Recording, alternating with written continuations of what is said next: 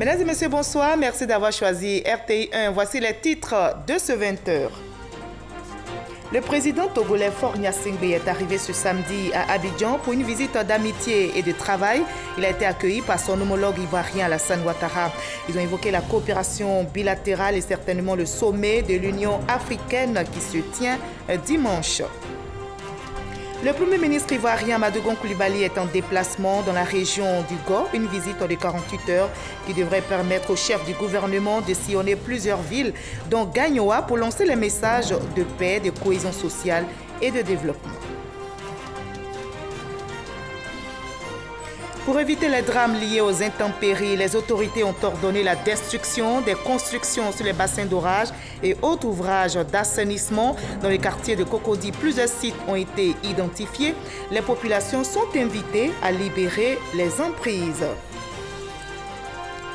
Le nouvel entraîneur de l'équipe nationale de Côte d'Ivoire se nomme Kamara Ibrahim. L'adjoint d'Hervé Renard a été désigné par la FIFA en remplacement du Belge Marc Wilmot. Sa mission, rebâtir une nouvelle équipe en vue de sa qualification à la CAN 2019. Soyez la bienvenue sur RTI 1. Ajoutez au sommaire notre rendez-vous culturel de samedi. On parlera littérature ce soir avec le recueil de poèmes intitulé « Désir d'envol ». L'auteur est avec nous. Il s'agit de M. Gabriel Guéhi-Monet. Il est inspecteur général de l'éducation nationale. Désir d'envol, son dernier né au niveau livresque, invite le lecteur à trouver refuge dans la paix, l'amour et quels que soient les obstacles. Mais justement, comment y parvenir? Bonsoir, M. Gabriel Guéhi-Monet. Bonsoir, Mme Ngora. Alors, avec votre recueil de poèmes, Désir d'envol, vous nous invitez à nous envoler. Cela signifie quoi, au juste? C'est une invite à la sublimation de soi. Et pourquoi désir d'envol? Comment surmonter les difficultés de la vie, puisque vous en parlez dans votre ouvrage? Comment trouver refuge dans la paix, l'amour? Vous nous en direz davantage dans la page culture. On va se retrouver exactement dans une trentaine de minutes. À tout à l'heure, Monsieur Gabriel Guéhi-Monet. Merci bien, madame. Tout d'abord, voyons en image l'arrivée à Abidjan du président togolais Faure Gnassingbé. Il est arrivé ce samedi pour une visite d'amitié et de travail de 24 heures. Il a été accueilli par son homologue ivoirien Alassane Ouattara, comme vous voyez sur ces images. Les deux personnalités ont certainement évoqué la coopération bilatérale, la situation politique au Togo, la tenue dimanche du sommet de l'Union africaine et celui de la CEDEAO prévu fin juillet. Le chef de l'État togolais, je rappelle, préside actuellement l'organisation ouest-africaine. Et le président de la République, Alassane Ouattara, s'est aussi entretenu avec le saxophoniste et chanteur camerounais Manu Dibango, qu'on surnomme le baobab de la musique africaine. Il a donné un concert hier ici à Abidjan pour célébrer ses 60 années de musique. Un retour réussi en Côte d'Ivoire où il a exercé dans les années 70. Le vice-président Daniel Kablan-Duncan est en mission à l'étranger. Il a quitté Abidjan ce samedi pour Nouakchott, en Mauritanie. Il va représenter le chef de l'État, Alassane Ouattara, à la 31e session ordinaire de la conférence des chefs d'État et de gouvernement de l'Union africaine qui se tiendra les 1er et 2 juillet. Le thème de cette session, vaincre la corruption, une option de transformation durable de l'Afrique. Nous allons maintenant voir le déplacement du Premier ministre ivoirien Amadou Gon Coulibaly dans la région du Go, une visite de 48 heures qui devrait permettre au chef du gouvernement de sillonner plusieurs villes, dont Gagnoa. Il va échanger avec les populations et leur lancer les messages de paix, de cohésion, de développement. On en sait plus avec notre reporter Herman Divi. Il est 10h moins le quart. Le Premier ministre, ministre du budget du portefeuille de l'État, Amadou Gon Coulibaly, arrive dans la région du Gor pour une visite de travail. Cap sur la préfecture de Gagnoa pour une rencontre avec le corps préfectoral. Mais avant, petite escale devant les portraits des différents préfets qui se sont succédés à la préfecture de Gagnoa. Amadou Gon Coulibaly, porteur d'un message important aux populations du Gor. Je suis très heureux donc d'être là et le message que le chef de l'État m'a demandé de venir transmettre donc aux populations donc, du Gor est un message de cohésion, une mission de cohésion donc, de la nation ivoirienne. Et dire que toutes les filles et tous les fils donc, de Côte d'Ivoire doivent se donner donc, la main pour travailler donc, à l'émergence de notre pays. pour travailler à son développement, pour travailler à la consolidation de la paix donc en Côte d'Ivoire. Et c'est ce message de paix, d'espoir et de développement que je suis venu porter au nom du chef de l'État aux populations du Gor. Direction Ouragayo pour une rencontre avec la chefferie traditionnelle des sous-préfectures de Bayota, Ouragayo, Yopoué, Daye-Pakegui. Des échanges avec la population prévus pour se tenir à la mairie de la dite localité.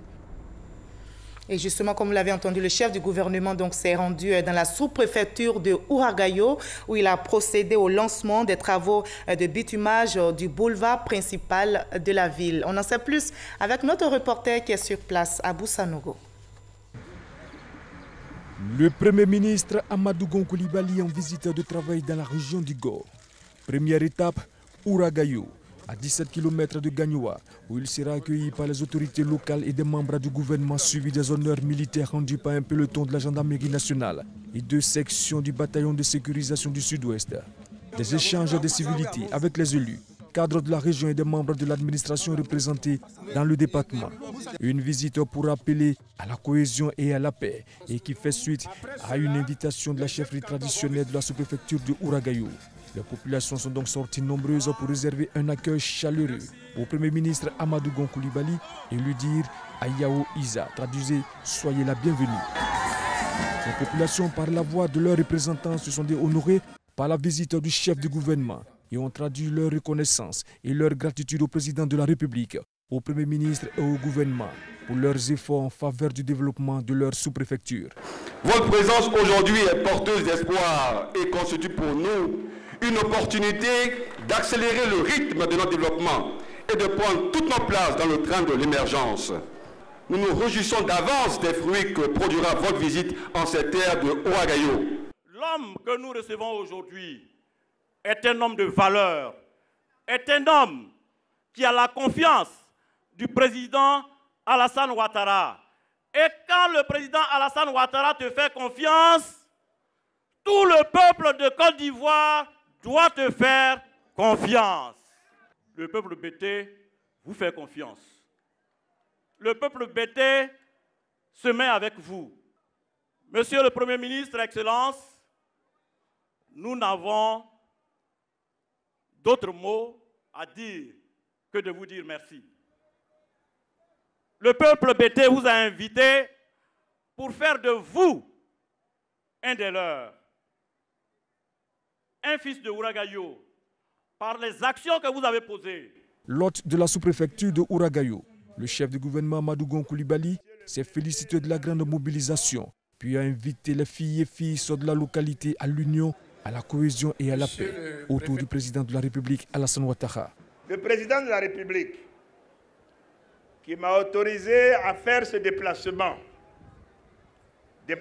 que j'effectue à l'invitation des chefs traditionnels de Ouragayo, me dit de vous dire qu'il vous salue, il vous salue fraternellement. Tout le monde est là. Tout notre pays, dans toutes ses sensibilités, est là. Et on n'est pas tous rassemblés n'importe où. Nous sommes tous rassemblés ici à Ouragayo. C'est un message extrêmement important que nous envoyons ensemble à l'ensemble de la nation pour dire que le message de paix, le message de fraternité que le président de la République a lancé depuis 2011 a pris. Ce message a pris et porte ses fruits. Oui, porte ses fruits ici, en Côte d'Ivoire. L'ambition du président Alassane Ouattara, comme vous le savez, est de faire de nos régions des grands pôles de développement économique et social, afin que le progrès soit bien partagé et qu'aucun Ivoirien, quel que soit l'endroit où il se trouve sur le territoire national, ne se sente à marge du développement de notre pays. Que je voudrais en appeler à nouveau à ceux qui ont des responsabilités politiques pour que le discours soit un discours qui construise, un discours qui rassemble, un discours qui permette aux Ivoiriennes et aux Ivoiriens de se retrouver, un discours qui permette d'aller au développement. Nous devons donc faire attention aux mots que nous prononçons. Oui, c'est cela la responsabilité et notamment la responsabilité politique. Nous appelons de nos vœux l'émergence d'un Ivoirien nouveau. Amadou Gon Coulibaly a été fait par la suite chef traditionnel Bété. Il a été baptisé Digbe Youei, du nom du premier chef de Ouragayo.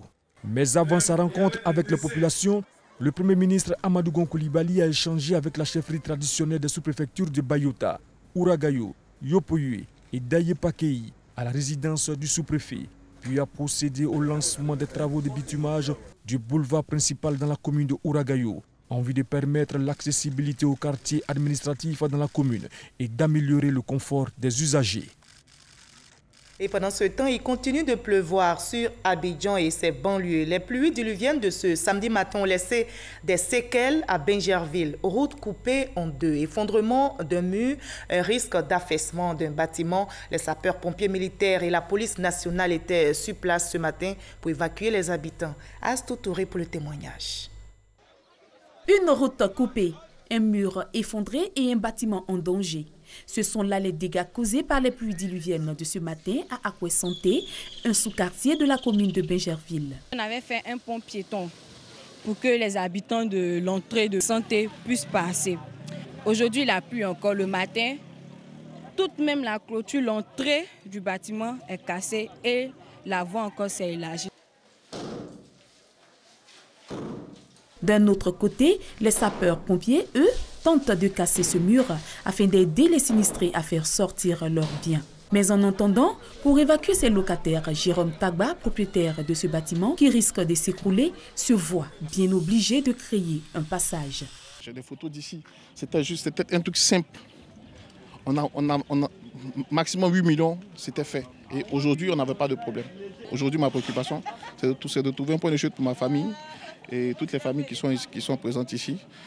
Quelques semaines plus tôt, après quelques dégâts constatés par les pluies diluviennes, sentant le danger, Jérôme avait demandé à ses locataires de quitter les lieux. Depuis la dernière pluie, j'avais demandé à tout le monde d'évacuer le bâtiment parce que c'était dangereux. Vous savez, ils sont partis, mais n'ayant pas où aller, d'endroit où aller, certains sont revenus. Je n'ai pas manqué de leur dire que vraiment, je sais que c'est difficile, mais c'est votre vie qui m'importe. Donc, essayons de libérer le bâtiment. Et puis, bon, ce matin, on est en train de le faire et puis il y a eu les dégâts que vous avez vus. Vous voyez que tous les barrages sont pratiquement déjà arrangés. Donc, comment trouver des véhicules, c'était ça le souci. Moi, pratiquement hier, il y a eu un véhicule, mais le véhicule n'est pas parti. On a ramené les affaires dans la maison. Donc, chacun d'entre nous était vraiment préparé. Comment trouver une maison, tout ça, nous tentons de réfléchir. Donc, aujourd'hui, nous sommes obligés, parce que là, le bâtiment a cédé, on n'a pas d'accès. Nous sommes obligés de partir. Informés du sinistre, le maire et le député de la commune de Bingerville étaient sur les lieux pour apporter leur soutien aux populations. Cette zone devait être bitumée et à cet endroit, c'est un véritable pont qui devait être fait dont les moyens dépassent les moyens de la mairie. Je suis vraiment désolé pour ce qui est arrivé, mais c'est l'indiscipline aussi des gens, une volonté farouche des gens d'habiter partout, même quand ceux qui sont issus de cette zone leur disent que ce n'est pas des zones habitables. Ces populations sont à 100 mètres de l'école primaire du village. Nous allons saisir les responsables de l'école pour qu'une ou deux classes soient réquisitionnées pour leur permettre d'aménager en attendant de trouver une solution durable. Les autorités de Bingerville en appellent au civisme des populations. Nous sommes venus apporter notre soutien, d'abord nous enquérir des réalités et puis aussi apporter notre soutien à la population. L'appel que nous allons lancer, c'est de toutes ces personnes qui sont dans des zones à risque, de déjà essayer de sortir de ces zones-là pour qu'on n'ait pas à en venir au pire à tout moment et sortir de ces zones-là pour qu'on puisse essayer de circonscrire les problèmes et de les régler au fur et à mesure. Aucune perte en vie humaine. Mais après l'évacuation des sinistrés, le maire entend prendre les dispositions nécessaires pour libérer le passage de l'eau. Et justement, pour éviter les drames liés aux intempéries, les autorités ont ordonné la destruction des constructions sur les bassins d'orage et autres ouvrages d'assainissement. Dans les quartiers de Cocody, par exemple, plusieurs sites ont été identifiés. Les populations ayant leur habitation au commerce sur les édifices d'assainissement ont reçu des mises en demeure de la part du ministère des Infrastructures économiques. Franck Quadio pour le reportage. Fin de matinée pluvieuse au carrefour de la rivière 3 dans la commune de Cocody. La plupart des commerces et même certaines habitations marquées depuis la veille du saut à démolir commencent le déménagement. La mesure gouvernementale invitant la population, après les récentes pluies diluviennes et leurs conséquences dramatiques, à libérer les ouvrages de drainage et d'assainissement, est dans sa phase active, aux grandes dames de ces boulangers installés ici depuis quelques mois. En tout cas, ça nous décourage, on ne sait plus où on va partir. Une action de libération des ouvrages d'assainissement déjà effectuée un peu plus loin dans ce secteur appelé complexe. Cet établissement privé était construit sur le passage de l'eau. Selon les techniciens, la démolition s'imposait. Quand nous sommes rentrés dans le bâtiment, nous avons vu le niveau d'eau qui était à plus de 1,40 m et quelques. La clôture, juste à l'arrière du canal, a cédé. Il y avait un ancien bâtiment inachevé qui était derrière. C'est ce bâtiment-là qui soutenait ce grand bâtiment. Et vous voyez maintenant qu'il a été cassé. Ce bâtiment n'a plus d'appui parce que les eaux qui viennent de l'autre côté pourront d'éventuels faire dégringoler ce grand bâtiment. En fait, ici, c'est une zone très critique. Là, déjà, il faut déjà canaliser les eaux et donc il faut ouvrir déjà le bassin pour pouvoir le contenir, le curer de façon constante et ensuite réaliser des tranchées pour que l'eau puisse évacuer dans les canaux. Le sentiment général, l'injustice faite à certains. Pour mieux comprendre les motivations de cette mesure d'urgence, nous nous rendons dans ce versant au quartier Saint-Viateur et de là, nous pouvons apercevoir au loin toute une zone habitée dont les eaux convergent à partir d'ici vers les utoirs situés à la Riviera Golfe. Nous avons des canaux qui transitent par la rue Ministre, qui drainent un débit d'eau très élevé. Nous avons des eaux qui partent de Abidjan Mall, qui se retrouvent également au niveau du carrefour Oka. Et nous avons des eaux qui sont drainées depuis la digue de Bonoumen, qui se retrouve également au point de chute au niveau de la Riviera Golfe. Et malheureusement, le long du parcours de l'eau, des constructions, à l'exemple de cet établissement scolaire abritant tout un canal d'évacuation d'eau, ou encore ce bâtiment juste à proximité d'un passage d'eau. Le gouvernement a pris des mesures d'urgence. Mais les habitations que vous voyez sont menacées. Est-ce qu'il faut attendre forcément qu'il y ait un sinistre, des drames ou des morts pour pouvoir libérer ces zones à risque? Non. Un décor ordinaire dans ce quartier, de quoi justifier la libération des différentes emprises.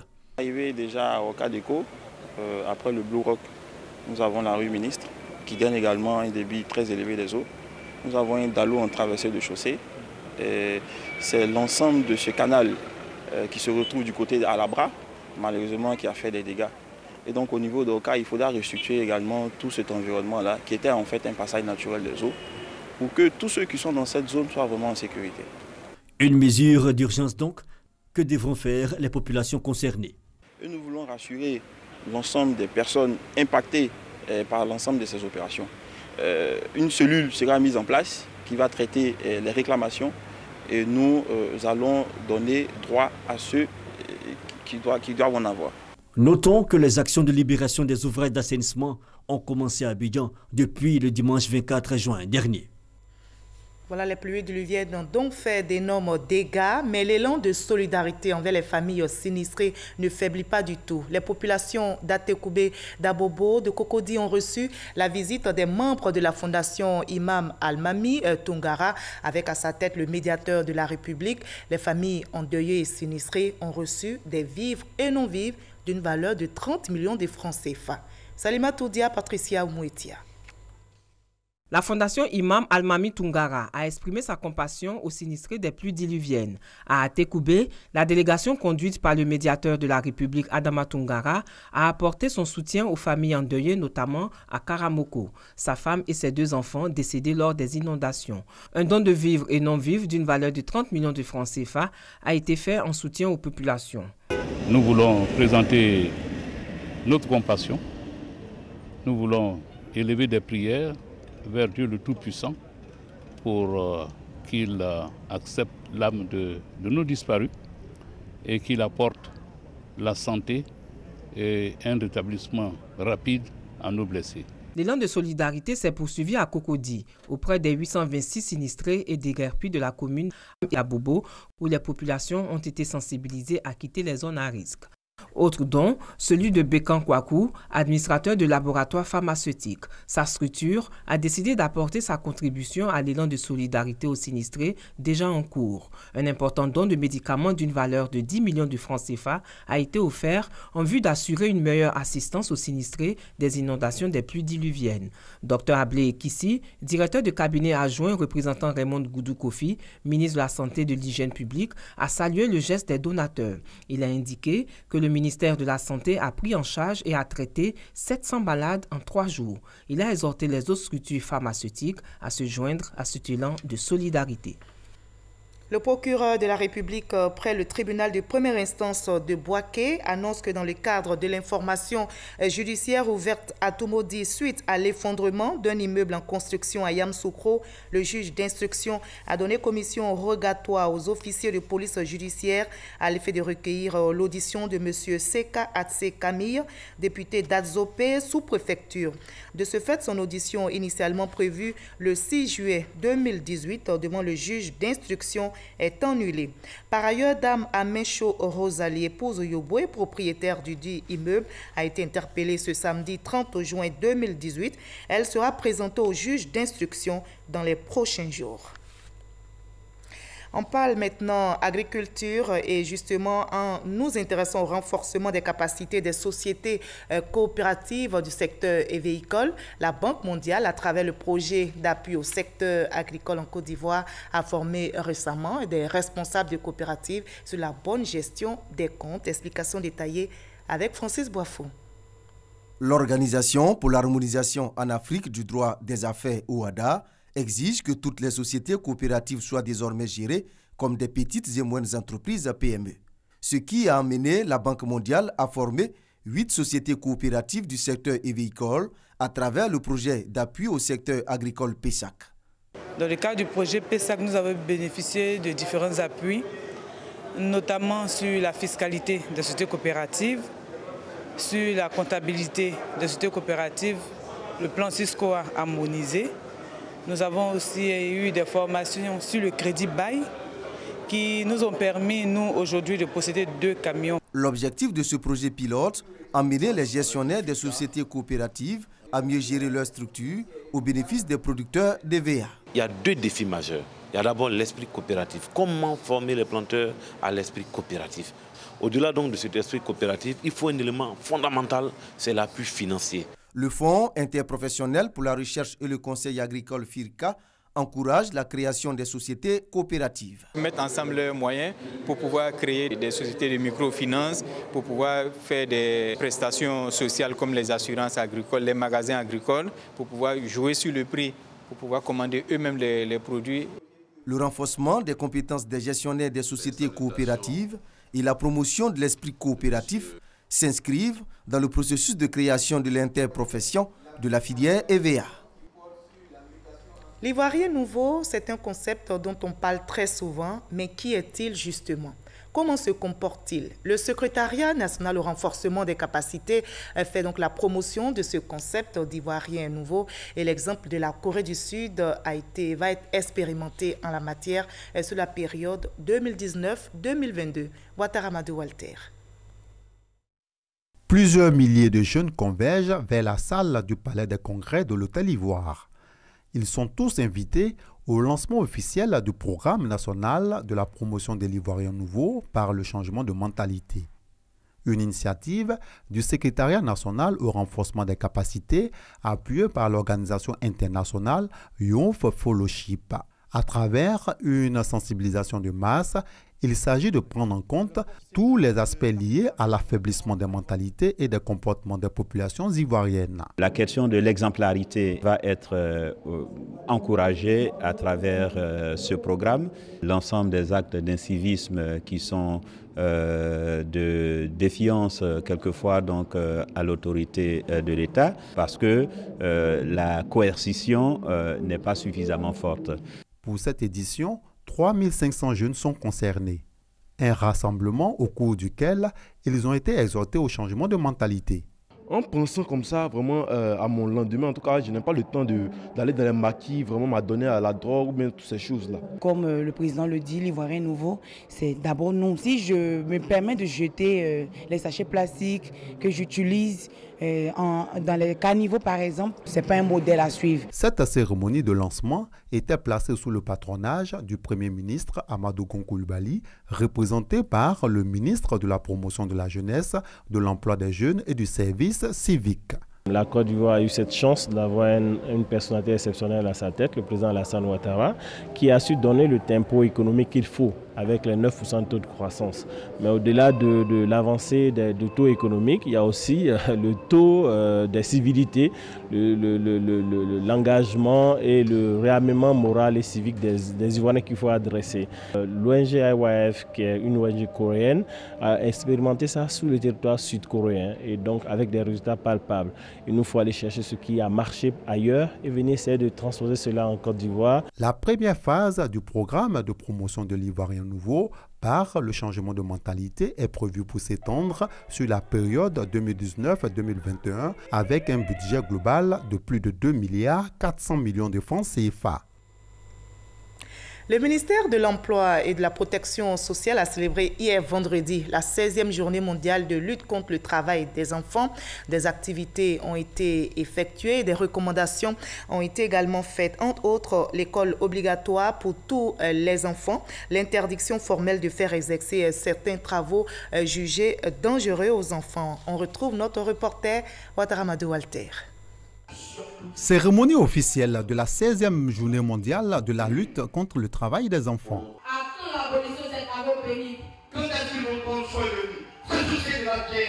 En Côte d'Ivoire, on note des avancées notables dans cette lutte pour le bien-être des enfants. Grâce à la fondation Children of Africa que préside Mme Dominique Ouattara, la Côte d'Ivoire, notre pays, dispose depuis le 7 juin 2018, de son tout premier centre d'accueil ouvert dans le département de Soubré et dédié à la prise en charge et à la protection des enfants victimes de la violation de leurs droits. 2 autres centres vont voir le jour à Boaké et à Fekessedougou. Le représentant de la Première Dame de Côte d'Ivoire et présidente du Comité national de surveillance des actions de lutte contre la traite, l'exploitation et le travail des enfants exhorte les parents à une plus grande implication. Pour Amani Konan, il est plus que nécessaire de mettre les enfants à l'abri des risques pour leur santé, leur sécurité, leur éducation et leur épanouissement. La Première Dame, Mme Dominique Ouattara, a organisé le 17 octobre dernier à Abidjan une conférence des Premières Dames de l'Afrique de l'Ouest et du Sahel afin de susciter l'adhésion de ses consoeurs de la sous-région dans la lutte contre ce phénomène. Des réflexions scientifiques, des messages de sensibilisation sur les travaux jugés dangereux et interdits par la loi, à savoir réparation automobile, la soudure, l'apprentissage dans le transport commun ont ponctué l'édition 2018 de la Journée mondiale de la lutte contre le travail des enfants. Et en sport football, notez que le nouvel entraîneur de l'équipe nationale de Côte d'Ivoire se nomme Kamara Ibrahim. L'adjoint d'Hervé Renard a été désigné par la FIFA en remplacement du Belge Marc Wilmot. Sa mission, rebâtir une nouvelle équipe en vue de sa qualification à la CAN 2019. Arsène Kouassi, Odalébé. La Fédération ivoirienne de football a entériné le choix du comité de recrutement. Le sélectionneur national de la Côte d'Ivoire est Kamara Ibrahim, qui aura un contrat de 2 ans, compté de maintenant, du 1er juillet 2018 au 30 juin 2020. Le nouvel homme fort de l'encadrement technique des éléphants de Côte d'Ivoire est connu. Son nom, Kamara Ibrahim. Cet Ivoirien a longtemps été adjoint des éléphants aux côtés du Français Hervé Renard et du Belge Marc Wilmot. Il a entraîné également les U17 et a remporté la CAN 2013 avec eux. Quand je prends les résultats techniques sur le terrain, Kamara Ibrahim a remporté la CAN 2013 avec les cadets. À part ça, il a pris les équipes de jeunes, il a toujours échoué. J'en veux pour preuve le dernier déplacement des éléphants locaux au CHAN au Maroc 2018, où il a encore échoué au premier tour. Sur le résultat technique, ça ne plaît pas à sa faveur. Mais ce qui plaît à sa faveur, il connaît les arcanes de l'équipe nationale, parce qu'il a été pendant longtemps la doublure des sélectionneurs qui arrivent. Il connaît les arcanes. Mais sur le plan technique, je doute un peu de ses résultats. Comme il est au pied du mur, ne le jugeons pas avant la tâche. Il connaît mieux le football ivoirien, a côtoyé les joueurs depuis plusieurs années et réside en Côte d'Ivoire. Telles sont les raisons qui ont milité à l'avantage du nouveau patron des éléphants. Kamara Ibrahim est à la barre pour 2 années renouvelables. Espérons qu'il apportera un plus à notre sélection nationale. Et retour en Côte d'Ivoire pour évoquer maintenant l'échange entre le président de la République, Alassane Ouattara, et le saxophoniste et chanteur camerounais Manu Dibango. Ils ont évoqué justement les 60 ans de célébration de musique de celui qu'on surnomme le baobab de la musique africaine. C'est avec Awa Touré. Emmanuel Ndjoke Dibango, dit Manu Dibango, saxophoniste et chanteur de jazz mondial, a célébré vendredi à Abidjan, au Palais des Congrès de l'Hôtel Ivoire, ses 60 ans de musique. L'auteur de Soul Makossa, Somalomba et Sango, icône de la musique africaine, est venu saluer le président de la République Alassane Ouattara et parler avec lui de la musique africaine. C'est un grand honneur pour moi et au nom des artistes, puisque je suis l'un des doyens des artistes en Afrique, je souhaite à d'autres réellement d'avoir la considération que j'ai pu avoir dans ce pays à travers le président Ouattara. On a parlé culture surtout. Comment entre nous, entre nos pays, la culture peut circuler de façon harmonieuse, quoi. Comment bannir les frontières de la culture entre nous. Le choix de la Côte d'Ivoire comme point de départ de la célébration des 60 ans de carrière du saxophoniste de légende est une forme de reconnaissance envers ce pays qui l'a accueilli dans les années 70. Manu Dibango, qui a dirigé l'orchestre de la RTI, a aussi contribué au rayonnement de la musique ivoirienne. Et c'est la transition pour maintenant passer à l'entretien avec notre invité de la page culture de ce 20h. On vous retrouve, M. Gabriel Guéhi-Monet. Voilà, Désir d'envol est votre 2e recueil de poèmes, c'est ça? C'est exact. Alors, pourquoi invitez-vous le lecteur à s'envoler? Comme je disais d'entame, c'est juste une sublimation. D'accord. À l'expression de soi. Et il y a une destination? Toute destination est possible, pourvu que vous choisissiez la destination qui vous sied. D'accord. Alors, dans Désir d'envol, vous nous parlez de libération. C'est d'ailleurs le titre d'un de vos poèmes à la page 13. Et nous devons nous libérer de quoi ou de qui, selon vous? Comme c'est dit par ailleurs, vous devrez vous libérer de tous les jours quotidiens. Parce que dans la vie, chaque jour, il y a toujours quelque chose à acquérir. Il faut se libérer. Il faut se libérer. Il faut se libérer. Et d'emblée, c'est aussi le titre d'un de vos poèmes. Vous dites que nous sommes vulnérables dans le cœur, un cœur en proie à tant de douleurs. Alors, comment nous libérer de ces douleurs? C'est tellement facile de le dire. Mais justement, comme je vous le disais tantôt, c'est facile si on le veut. Si on le veut. C'est une question de volonté. Oui. D'accord. Donc, vous invitez le lecteur à surmonter les difficultés pour retrouver refuge dans l'amour. De quelles difficultés, par exemple? Parce que vous ne l'avez pas évoqué. De quelles difficultés parlez-vous? Les difficultés, est-ce que vous avez besoin de demander à un Ivoirien aujourd'hui c'est quelle difficulté il a? Non, peut-être votre difficulté ne peut pas être la mienne. Justement, chacun a sa difficulté qu'il doit vaincre. D'abord, au niveau de la vie quotidienne, est-ce qu'il a la substance nécessaire même pour manger? Ça, c'est déjà une difficulté pour lui. Quand il doit aller au travail, il n'a même pas les moyens de se déplacer. Qui doit manger ne pense pas. Il veut de l'argent pour acheter quelque... Mais qu'est-ce qu'il fait alors pour avoir de l'argent? Qu'est-ce qu'il fait pour avoir de l'argent? Il faut qu'il travaille, il faut qu'il se sublime. Donc je crois que c'est cela l'invite que nous faisons essentiellement dans ce recueil de poèmes. Et justement, vous lancez un appel à trouver refuge dans la paix, l'amour. Mais à la page 61 de votre recueil, vous faites le procès de l'amour. Comme on le disait par ailleurs, l'amour, c'est quelque chose qui vous tient dans vos entrailles.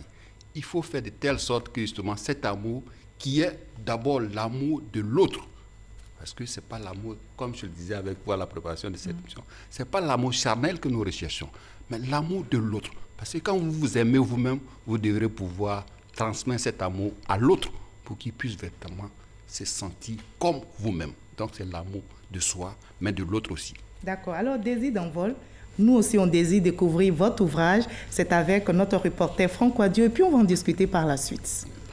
Aimons-nous, rêvons ensemble. Aspirons légitimement au bonheur, à la vraie liberté. Désir d'envol, un recueil de poèmes comme une invite à l'introspection. Se mettre au-dessus des contradictions sociales, Gabriel Guéimonin commence son voyage poétique par une exploration des sentiments et la termine par une célébration mariale. 105 pages pour parler de déception et d'amour, mais aussi de paix et d'altruisme. L'œuvre, dans une première partie, emprunte des voix sombres déjà jardinées par des auteurs comme Baudelaire, en interrogeant la nature humaine, mais à la différence du poète français Gabriel Guéimonin donne ou offre une voie de sortie. Il préconise la prise de conscience sur la condition humaine et le refuge dans l'amour et l'unité. Son style, une alternance de vers libres et de sonnets, dénués de toute fantaisie. Normal, l'auteur est enseignant, sous-directeur des examens et concours pédagogiques à la direction des examens et concours d'éco et aussi inspecteur général de l'éducation nationale. Gabriel Guéimonin est marié et père de 4 enfants. Alors, Monsieur Guéimonin, dites-nous, le poète français Charles Baudelaire vous a-t-il inspiré dans la rédaction de cet ouvrage? C'est possible parce que par les lectures que nous faisons, on se sent quand même quelque part dirigé. Mais ce n'est pas fondamentalement que nous avons été inspirés par le poète. D'ailleurs, vous le citez, à la fin, vous allez commenter l'extrait que vous avez tiré des Fleurs du Mal. Ce sera à la fin de notre entretien. On est en train de parler de l'amour. L'amour, vous invitez le lecteur à se réfugier dans l'amour. Je disais tantôt, vous faites le procès de cet amour. Et vous allez jusqu'à parler de cadavres de l'amour. C'est à la page 60 de votre ouvrage. Est-ce que l'amour a des mauvais côtés? Évidemment. L'amour n'est pas que, comme je disais, la rose, c'est bien que la rose est belle, mais il y a quand même des épines. Et ce sont ces épines de la rose qui constituent le revers de l'amour. Donc, quand il y a l'amour, il faut pouvoir être à même de faire un discernement nécessaire pour que vous puissiez savoir ce qui est bon ou mauvais dans l'amour. D'accord. Alors, donc, il y a des limites à ne pas franchir. Certainement. D'accord. Alors, quels sont les risques? Quels sont ces risques-là ou les conséquences si la ligne rouge était franchie? Si vous franchissez la ligne rouge, en matière d'amour, c'est sûr que vous allez vous sentir quelque part, il faut que j'élimine telle personne qui me bloque dans mon amour. Et quand vous arrivez à ce niveau, ça veut dire que la ligne rouge est franchie. Parce que ça va vous amener peut-être à commettre un meurtre. Et là, je ne pense pas que cela soit pour l'amour. D'accord. Et l'incident sur la société, vous en parlez? L'incident, quand vous aimez, je pense que c'est la paix autour de vous et donc chacun se sent à l'aise. Et cela peut se dénoter sur l'ensemble de la population d'une ville, d'un pays. D'accord. Alors donc nous vivons dans une société en proie, vous l'avez dit, à des difficultés, à des aléas. Mais il faut s'envoler. Il faut se sublimer, comme je le disais. Pas rêver, ça ne fait pas référence seulement au rêve? Mais le rêve est permis, parce que si vous ne rêvez pas, vous ne pouvez pas réaliser. Il faut rêver d'abord, et puis réaliser ce rêve, et c'est ce qui vous permet d'avoir les forces nécessaires de pouvoir faire quelque chose. Rêver, mais aussi revenir en sur terre. En tenant compte de ce qui est autour de vous. Il ne faut pas rêver pour être un rêve éternel, et puis qu'il ne voit pas ce qui est dans sa vie. Alors, que laissez-vous à vos lecteurs comme recette clé, recette magique pour ne pas succomber? Pour ne pas succomber, mais il faut d'abord s'aimer soi, sans être narcissique. Parce que quand vous aimez et que vous voyez vous-même en l'autre, vous ne faites pas de différence. Donc, vous ne faites pas de difficultés pour aller de l'avant. D'accord. Alors, pour terminer, je vous invite à lire. Vous allez prendre votre recueil de poèmes. C'est une citation qui m'a interpellée. À la page 9. Cet extrait de votre ouvrage à la page 9. C'est une citation tirée des Fleurs du Mal de Charles Baudelaire. Alors, le poète que vous êtes, on veut vous entendre lire. Envole-toi bien loin de ces miasmes morbides. Va te purifier dans l'air supérieur et bois comme une pure et divine liqueur le feu clair qui remplit les espaces limpides. Commentaire. Les commentaires. D'abord, s'envoler. Sans être décollé de la terre. Allez-y dans une ambiance vraiment de gaieté. Et qu'en partant, vous arrivez à ce niveau, vous allez pouvoir amener tous les autres autour de l'amour. L'amour qui peut déplacer les montagnes, comme on a dit par ailleurs. Parce que les difficultés sont faites pour être abattues et non pour abattre l'homme. Merci beaucoup, M. Guéhi Monet. Merci en tout cas pour d'avoir répondu à nos questions et surtout d'avoir été notre invité de la page culture de ce 20h. On va se réfugier dans l'amour, dans la paix et se retrouver avec la même humeur, la bonne humeur, demain 20h. Je vous en prie.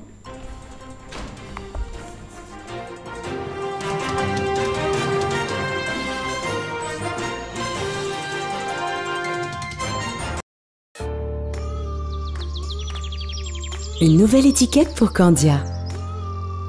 Candia le lait, onctueux, soyeux, crémeux. Candia, c'est le bon goût du lait. Moi, c'est Candia.